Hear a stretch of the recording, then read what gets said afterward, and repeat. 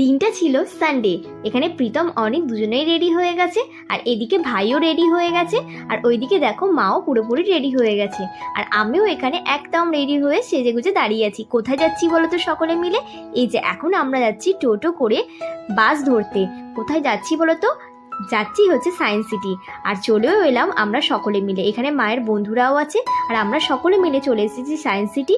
আর একদম ঢুকে পড়েছি ভেতরে। দেখতেই পাচ্ছ কত সুন্দর জায়গা, আর বাচ্চাদের জন্য তো দারুণ অসাধারণ জায়গা। তাই তোমরাও ছুটির দিনে না ঘরে বসে থেকে একদিন অবশ্যই এসো এই বাচ্চাদেরকে নিয়ে, আর দারুণ মজা হবে। তোমরা দেখো এখানে বাচ্চাদের খেলার এত জিনিসপত্র, শুধু বাচ্চাদের নয়, আমরা তো বড়রাও সব কিছু চেপেছি। দেখতেই পাচ্ছ আমরা এখানে দারুণ মজা করেছি।